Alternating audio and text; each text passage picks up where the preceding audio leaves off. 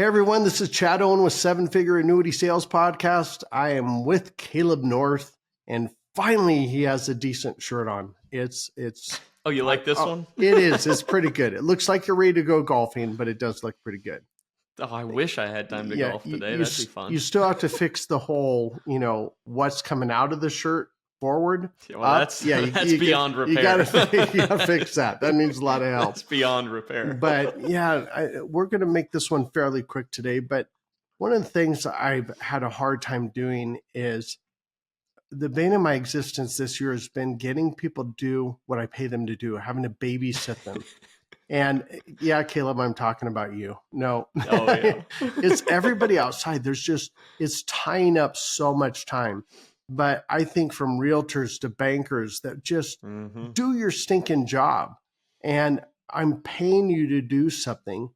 And it's so frustrating when I have to tell them how to do their job or what you're missing or what you need to do. And I was thinking about how that applies to our business. Why do we have to beg agents to become experts to help people that are paying them to do what they need to do? Now, granted, our clients don't pay us. Yeah, it comes from the insurance company, but we're being paid to do a job. And when I'm talking to my banker or my broker and I'm saying, oh, you need to do this, you need to do that. Why didn't you do this? Why didn't you do that? Oh, here's a better way to do this or to do that. I'm just going, a lot of times it's super simple stuff. And the vast majority of the time is something as simple as communication. Hey, when is the sign going up? Where are we at with this loan? What's going on here? And I think when you look from an agent perspective, it's like, when is my policy being issued? What's the status we're at? How does this company benefit me? How does this company make my retirement easier? And so it's almost the same thing. It really is. When you think about it, you're paid to do a job. You need to be an expert in that. Now, chances are anybody listening to this podcast, that's exactly what they're doing. They're trying to become a better expert. They're trying to learn. But I am blown away by the number of agents I talk to that have never been on a podcast. They've never been through a training program, or they're arrogant enough to think they've arrived and they don't need to get any better.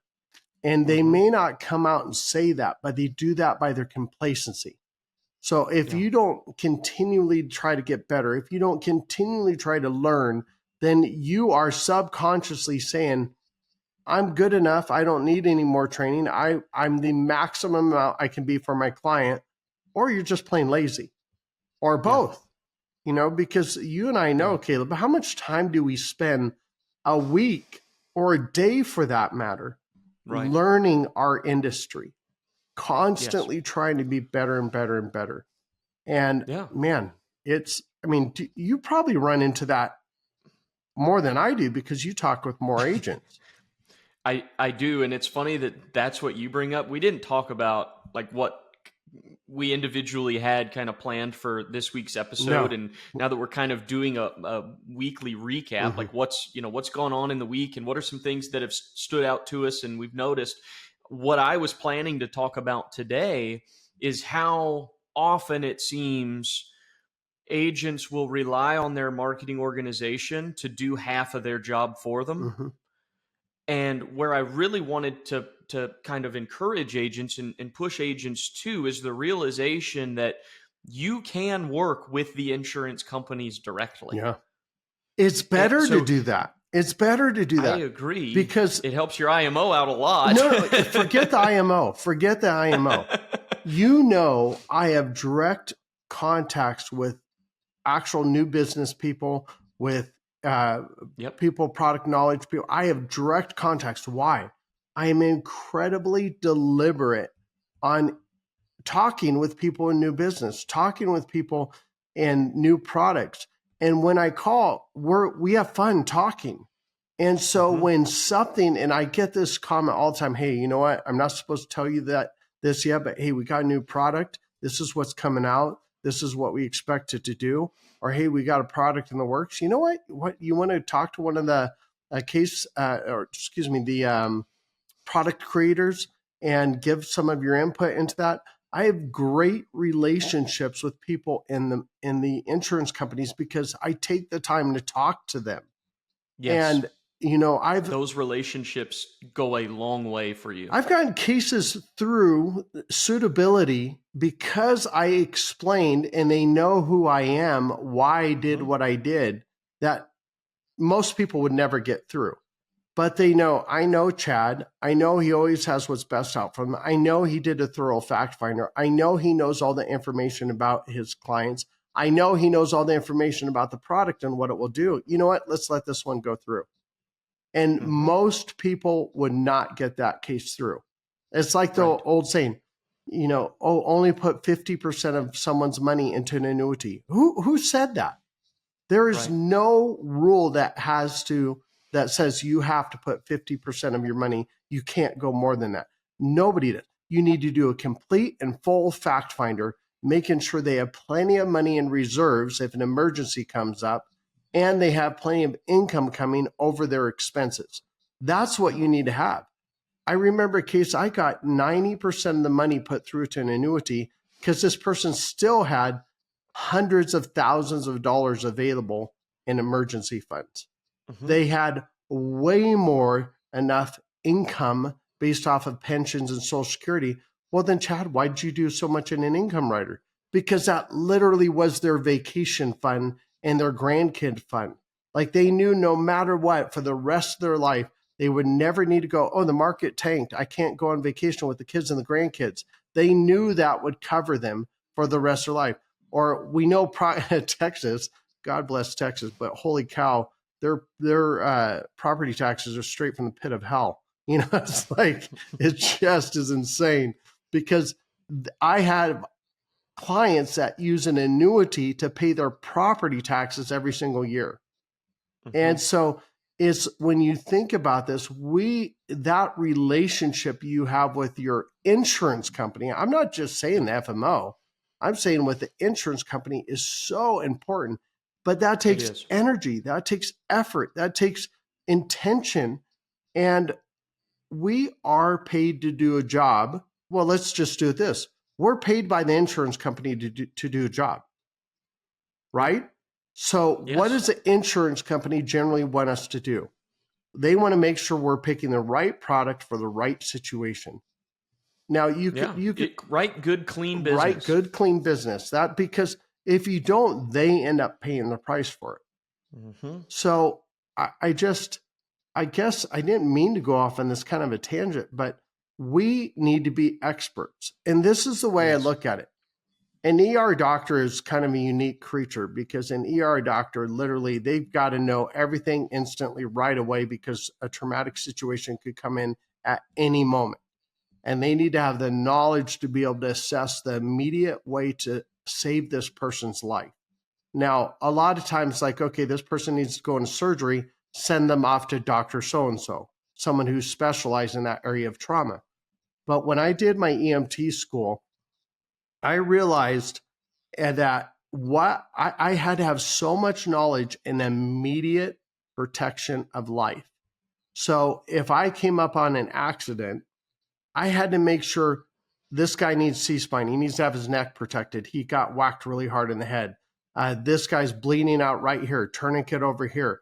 You have to make sure that they have an hour. You have 1 hour. It's called the golden hour. If you can stabilize a patient, like extreme bleeding, you can tourniquet. If you have some sort of traumatic head injury, if you can get them to the hospital within an hour, they have a high chance of living. If you are outside of that hour, it drops dramatically per minute. Whoa. Per minute. And so when you think about it, when we go into a client's house, we don't have 12 hours. We literally usually have 30 minutes to 60 minutes to assess the situation. And it's kind of like a triage. This is super important. Like, I mean, when you go up to one of these mass casualty accidents. We were driving to California one time, and there was like a 40-car pileup. So literally, I got out of the car. Caleb, you don't know any of this, but when I got out of the car, I literally was going to every single car and seeing if anybody had an immediate life-threatening injury. There were tons of broken bones and blood everywhere and things like that. But there wasn't, fortunately, anybody that I looked at that going, this person's going to die in a matter of minutes if we don't do something. Or is this person just going to die? I mean, I pulled up on an accident one time. This was Leilani and I were going down to Arizona, and I saw a huge cloud of dust. And this guy had rolled over, and long story short, he died. There was nothing we could do. He had heavy breathing and all that, and literally died. And so, but when I remember walking up to that truck, and I knew it was something was probably pretty bad.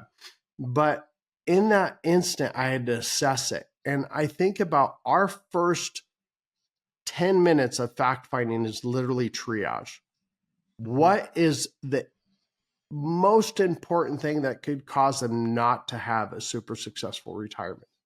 So, we went from being paid to do a job and not doing it is frustrating.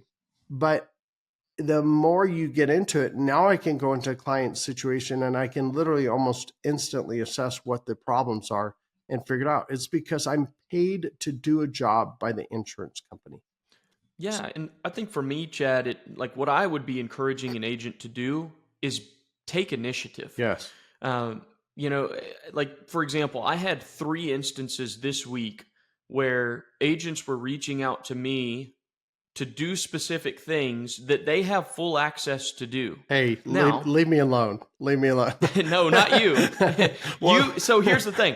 IMOs will bring to the agent a more holistic approach to product selection. So you called earlier this week asking, hey, got this case. Yeah. What are you seeing, from the accumulation side? Is this still kind of the product we're looking at? Because you write a bunch of income, so the accumulation is less frequent. So you like to bounce those thoughts off when they come up, because they don't come up all the time. So I said, well, actually, I'd maybe go with this route. If you call the insurance company, they're going to tell you whatever their product is, right? So the IMO brings a more holistic and more objective lens to the product recommendation side of things. That's a huge part of what an IMO is there to be. That's a great explanation of what an IMO and an insurance company is. The IMO is literally assessing, okay, this is what I think is best. Where the insurance company, well, our product's the best, of course. So you do have to balance that out. Right. But there were things specifically pertaining to policies this week with some other agents that it was like, man, if you're willing to take initiative, you can actually get this information directly from the insurance company, strengthen that relationship too, and probably get what you're looking for faster than what I'm able to get it to you. Because when you send it to me, of course I want to get to things right away, but the inevitability of the role that I have is that it ends up in a queue of sorts where there's already things that I'm working on. You send it over, I'm going to get to it when I can. Point is, there were a few instances where I felt like, man, if these agents were willing to get out of their comfort zone of just talking to the person they know and actually get on the phone with the insurance company, call the insurance company, email the insurance company, they'll strengthen the relationship they have with that carrier, and they'll probably get what they need a little bit faster. 100%. So it's taking initiative. Go. Like at the end of the day, I felt like, well, they should know pretty well that for me to answer the questions that they have, I'm going to have to be the one now to call the insurance company. It's like, if you can understand that that's what I'm going to do, why not just go ahead and circumvent that process and call them directly? You are a representative of them. You're paid by them. But I think that generally speaking, it's a little bit easier for an agent to just shoot over an email to the marketer, their, whoever it is that they're familiar with working with, and say, hey, will you do this thing for me? And of course, we want to help the agents with as much as we possibly can. But simultaneously, we're trying to help agents become independent. I don't want an agent to feel like, oh, they can only go through Caleb, and that's the only, method or means that they have to get the work done. It's like, what happens if something happens to me and I'm unavailable? I get in a car wreck or whatever, and I'm laid up in a hospital. It's like, you've got to understand you have resources, you have other people available to you at the carrier level that you have access to help you get things done. Yeah, I hope your brother never shows up on the scene. He'll just look at him. Yep, let him go. I only broke my finger. No, let him go. We need to put him down. He's just like a horse. He broke his leg, put him out. Yeah. So, but do you know the reason why a pilot, how much do you think a pilot really flies the plane when they're up there? It's pretty much autopilot with the exception of takeoff and landing. Correct. So in that scenario, that is exactly what a marketer is supposed to do. You are paid for the 10% of the time that you're the only person that can probably fix this situation. And, that's really what it comes down to. And I told this before. I have a gentleman that has literally paid me for Inner Circle, and I probably talk to him once every 2 to 3 months. But he always tells me, the cases you've helped me with have made me tons of money because there are cases I couldn't figure out. And so, and that makes a lot of sense to me. I mean, if I have someone that can help me with $1 million or $2 million case every 2 months, and they're one of the reasons why I got it closed, I'll pay them, a ton of money. So, yeah. It's, for me, and I don't want it to come across like it's a chastisement by any means. I'm not. No. At the end of the day, the IMO is in a service role. We are there to help serve the agents and help business get pushed across the finish line and do as much as we can for everybody involved. But it's really just a call to what you're describing, expertise. Be an expert, take initiative, work hard, do your job, right? It's a call to take that initiative and do what you can for yourself. And actually what will happen is, in the process of you just trying to figure things out, calling the insurance company, talking with people, your knowledge and your expertise will increase as you do it. Absolutely. So if you have somebody else forever doing the thing for you, you never actually learn how do you get better? So in those instances from this week, I went ahead and I did what the agent was asking me to do, but I used it as a training moment to tell them, hey, just so you know, you do have access to the same exact things that I did to obtain this information. So it's constantly, from an IMO perspective, trying to help agents get better and train them while still providing good service. Does that kind of make sense? We'll wrap it up with this. I've been in this business for 21 years now, and I can tell you, people move all over the place, different insurance companies, different FMOs. And I know people that I've known literally from the beginning of me getting into this business that have been to 3 or 4 different places, and the relationships I've had with them. That's why you're never a jerk to someone. You're always very nice, very respectful, very honorable, because they can help you a lot in what we do. So the essence of this is, we're paid to do a job. Let's do it. And the number one thing you're going to find is, the more you learn, the better you get. But let me rephrase that. The more you learn, the better you get. But the more you apply what you learn, that's when you become the expert.